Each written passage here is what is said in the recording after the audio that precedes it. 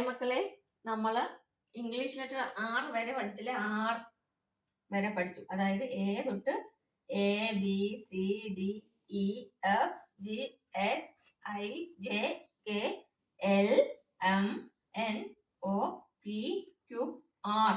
R വരെ പഠിച്ചല്ലേ? അടുത്തത് എസ്. എസ് എഴുതാൻ എന്താണ് പാഠം? ഒരു പാഠമില്ല. നമ്മള് മലയാള ലെറ്ററിൽ ടാ പഠിച്ചില്ലേ? ടാ പഠിച്ചില്ലേ? അതേ ഉള്ളൂ. അത് തന്നെയാണ് ഈ എസ്. നോക്കിയേ, ഇതാണ് എസ്. അതായത് ഇങ്ങനെ ഒരു കർവ്, ഇവിടെ നിന്ന് ഇങ്ങനെ ഒരു കർവ്. ഇതാണ് എസ്. ഈസി അല്ലേ? കൂടുതൽ പറഞ്ഞു തരേണ്ട ആവശ്യമില്ലല്ലോ. എങ്ങനെയാണ്? ഇങ്ങനെ എസ്. അത് മലയാളത്തിൽ നമ്മൾ ടാ പഠിച്ചല്ലേ? അത് തന്നെയാണ് ഈ എസ് എന്ന് പറയുന്നത്. ഇത് വെച്ചൊരു നല്ല കെയർ ആയിട്ട് നമ്മൾ കൊണ്ടുവരണം എഴുതുമ്പോൾ കേട്ടോ. എസ്. ഇതാണ് എസ്. സ്ലേറ്റ് പെൻസിലൊക്കെ എടുത്ത് എഴുതി നോക്കിയേ മക്കളെ. ഉറക്കെ പറഞ്ഞ് എസ്.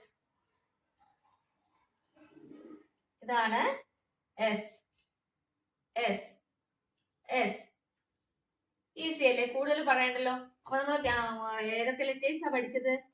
ഏതൊക്കെ ലെറ്റർ നമ്മൾ പഠിച്ചത് ഇതുവരെ? ഇന്നാണ് നമ്മൾ എസ് പഠിച്ചിട്ടുള്ളത് അല്ലേ?